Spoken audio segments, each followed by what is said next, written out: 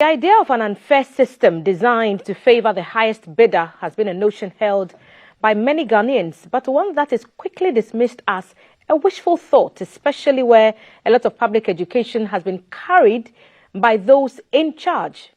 But in what can be said to be an explosive expose, the Fourth Estate has gone behind the scenes and uncovered what has been a long-held but unconfirmed view of a suspected fraudulent underhand dealings within the systems of the Computerized Selection School Placement System, CSSPS. With us in the studio this morning, investigative journalist Manasseh Azure Awuni, who together with his team uncovered the fraud, is telling us what they saw behind the scenes. Manasseh, welcome back to the table and thank you for joining us. Thanks for having me. Yesterday, even just after the publishing of that investigative piece on your YouTube channel, even before GBC aired it in the morning, the minister had the opportunity to sit with us, and he was asked some of the questions that were raised in that report that you did, especially when it came to access to this system that you claimed in your report was restricted to just the minister and the Director General. The minister said it was the ministry, and for me, I just want to pick your thoughts on whether it was what you saw when you went round. Well, if the minister says the ministry, it is not accurate, and I can challenge him to that end. I have evidence in the documents to show that it is not the ministry and it is not GES.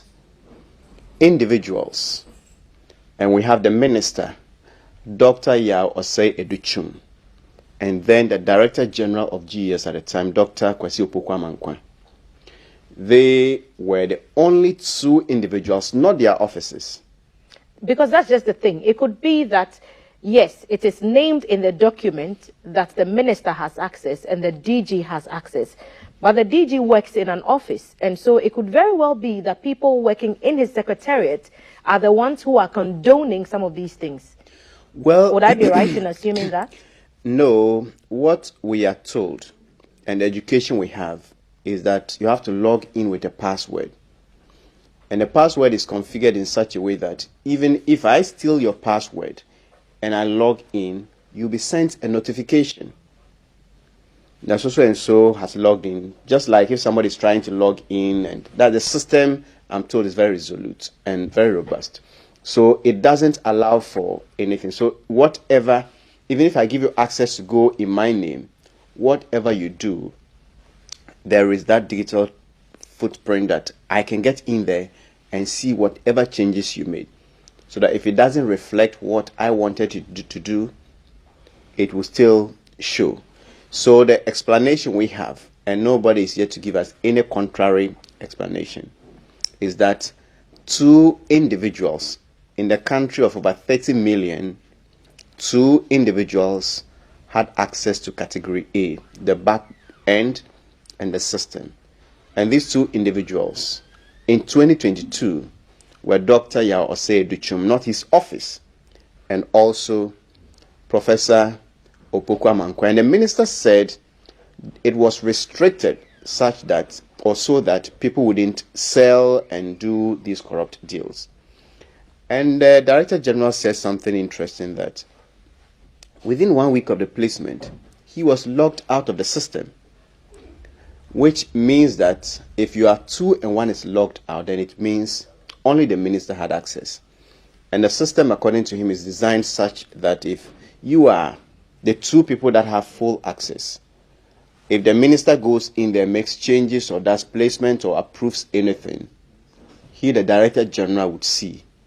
And if he, the Director General, went in there to do these changes, the minister would also see. So there were checks and balances of a sort, so that they would know transparency. It is designed because they know that this is a system that can be taken advantage of. So in designing it, they decided to seal those loopholes. So if anybody tells you it was the office, it isn't true. Go to the Ministry of Education and ask. Nobody had access apart from the minister. Go to GS and ask. Nobody had access apart from the Director General.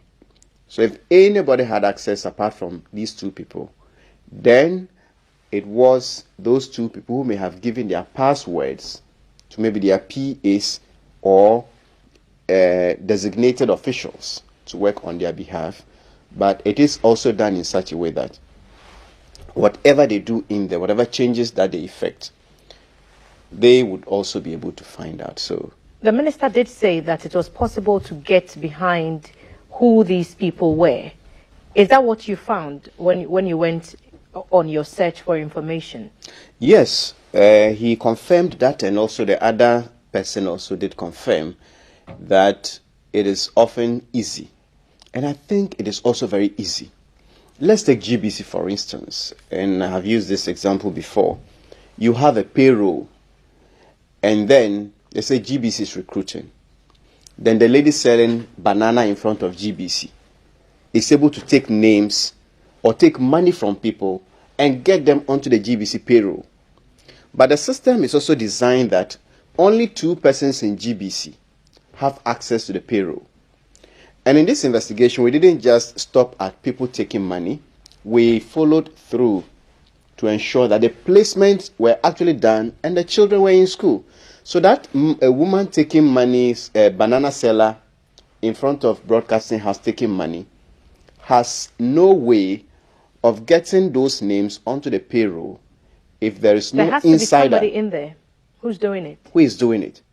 If it is not the person doing the placement directly, then there has to be an intermediary who's handing off the information. Yes.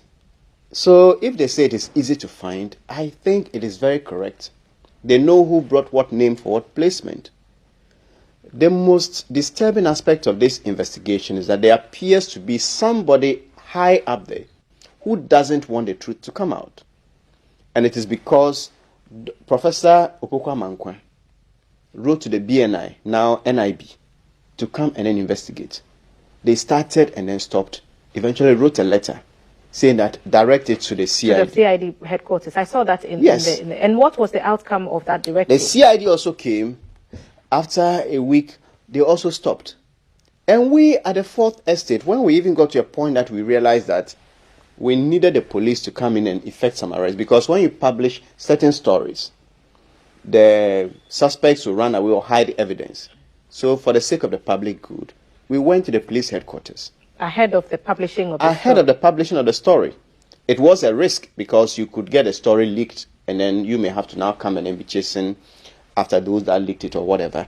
But for the sake of the public good, we went to the police headquarters, explained to them. They made us write letters. They made us write statements. They gave us a team. We were on. Then all of a sudden we got information that the team was withdrawn from the CID headquarters. So we should go to the ministry's police station to go and then report. And we know that generally there is some level of trust when you are dealing with the very top hierarchy of the police. I have in the past collaborated with the police from the headquarters to get some arrests made before a story was published. So the BNI, the letter to the police, CID, and our own experience shows that someone high up, then we got this information when we were doing the investigation, that the Director General, Professor Opokwa Mankwa, did not have the investigation done because certain powers from above made the security agencies to stop. Which powers would you think? Because these are serious allegations. These are serious allegations, but there's evidence that certain investigations were stopped without any reasonable explanation. So the question is, who is benefiting from? The minister says he doesn't condone this.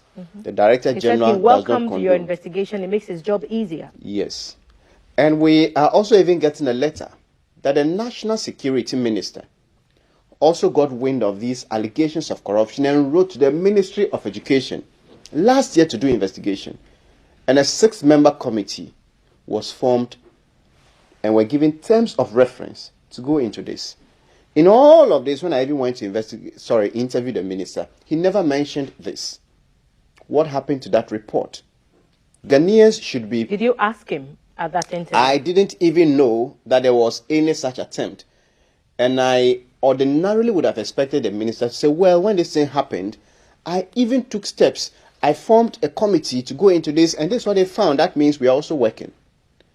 But he was silent on this step, and I found that letter which shows that a 6-member committee was formed, and they were given up to July 2022 to have submitted a report. The ministry should make that report known to Ghanaians. What did that committee find? And why did they not, perhaps when they got this report, they should have even given their backing to the already established protocols for investigation. That's from the the BNI and also the CID. So they don't like what is happening. That's what they have told us. But it doesn't appear within the sector of the Ghana the education sector, those at the top, I don't think they are doing enough to get to the bottom of this. I would have expected that from the time we went to interview this minister and the GS and everything, somebody would have said, Manasseh, your team said they got A and B placed in Agri, placed in Infantiman. Give us those names, give us the index numbers, and let's follow it and up. let's find out who brought those names to the ministry or GES for placement. Because one of the arguments is protocol. And we know that this has happened over the time. Yesterday in the piece, the minister did allude to the fact that there are certain people who are given certain leeways to put names on a certain list, to put people in certain schools. And they don't interfere with that process. So the idea is if somebody is proposing a name by virtue of the fact that, let me go like it's from my community, then that name cannot be struck off the list. That's one of the arguments that both gentlemen that you spoke to, the GES, the former GES boss, admitted it, and the minister admitted same. So could that be the reason that the protocol list comes and they cannot touch it? The protocol list, the minister often talks about one side of the protocol list and leaves the more dangerous side. There is 10% protocol, and it is shared equally between the school and the ministry. So if Achimota School is admitting 100 people, they would allow 90 of the candidates to go through the general placement so that 10 will be for protocol. That 10 for protocol, 5 should come from Achimota, and the next 5 should come from the ministry or GES. What makes it serious is that Achimota has only 5, but the ministry and GES will take that protocol from Achimota, Wesley Girls, Infantiman School, Augustine, Tamale Secondary, Ola in Ho, Ola in Kenyasi, all over the country. So if you put that together, the ministry's protocol is so huge, and that is more liable to abuse than the ones from the school because the schools are limited. Remember, Achimota would only have 5. There's already pressure from old students, pressure from maybe the chiefs, pressure from maybe the churches that fund these schools. So Achimota may have only 5, and to maneuver around may be difficult. But if you have the ministry having all these numbers from across the country, and those protocol lists are managed by the minister and also the director general of the GES, and even the Achimota cannot go into the system and place their own protocol unless it goes through the ministry. So if the minister says they don't try to even vet the ones that come from Achimota, that may be a lapse on their part, but it is true. What about the huge numbers that are controlled by the ministry and GES? And we know this woman we dealt with, who we are told was once at the canteen of the ministry. This Rachel lady. Rachel, yes. During our investigation, she was constantly speaking with officials from the ministry, and she told us. So it is very possible that she didn't get her protocol from the schools. She may have got them from the ministry. But granted that it's even from the school or wherever, they still needed approval from the minister or the GES Director General to get Category A placement. At the end of the day, the report did say that you were not able to establish who was on the other line, that this Eric character and this Rahel person were speaking to on the GES or the ministry side. Do you feel like it harms your case any? Because we want something concrete that can be moved forward in court. It doesn't harm our case, because if we had left it at the point of taking the money, then the investigation wouldn't be through. But we know that the money was paid through these intermediaries. We know the placement was done. And for the placement to be done, we know that Dr. Educhum, who is the Minister of Education, and let me repeat for emphasis that if anybody tells you it was the ministry, it is not true. If anybody tells you it was GES, it is not true. The memo names the individuals that had full access, and it was the minister and the GES director. In other words, Dr. Yao Osei Educhum and Professor Kwesi Opoku-Amankwa, they had access. The question should be, who brought them the names for them to place this candidate? If they didn't deal directly with this woman who took the money, it is possible they may never know this woman. But they cannot tell me that a certain ghost or a certain angel appeared in their dream. Said, Dr. Educhum, get this name, place this name in Infantiman. Then they go and place it so they can't recall who brought the name. That would be unacceptable. And that's what I'm saying, that once we know that the money was taken, once we know who took the money, once we know that the placement was done, and once we know that in a country of over 30 million people, only two individuals were given access to approve this placement so that they will be able to track. Now that there's corruption, nobody should tell me they can't track. Have you thought of the age-old problem of enticing somebody to do something? Because Anas faced a similar argument whenever any of his pieces came out. And the idea was, if you didn't go offering the money, they probably would not have taken it. So why do you go offering somebody money and then turning around and crying wolf when the person actually does accept it? Well, I think you're talking about entrapment that often comes out when we talk about undercover investigation. I have used this method, and I challenge anybody to show me just one single case or individual that there was entrapment. There is entrapment and there is undercover investigation. You see in the documentary that they demand and take. We didn't go offering. You see in the documentary that somebody was given 5,000 cedis. He said no. He returned the money and said no. 8,500. 8,500. 5,000 is not enough. I'm selling this for 8,500. So if you give me 5,000 cedis, it is not enough. I don't think anybody in their right mind will say that, well, I went to force that person to take the money or entrap them to take the money, or my investigators did that. This is pure undercover investigation, unblemished, and we should, I think, shift the focus to those taking responsibility. I'm happy that the former Director General says he accepts the responsibility. Yes, that he and the minister, because he knows that only two of them were approving. So they should come out. I expect the minister to also accept responsibility, and it shouldn't end there. Be able to fish out people who brought the names. And I say that if the minister says he doesn't know about this thing, I won't argue with him. He doesn't know that the people took money. I won't argue with him. It is possible. But he should know who brought that name, and then would trace to that person and ask that person, why do you go to take money from some of the cleaners and also people? A former canteen lady. Yes.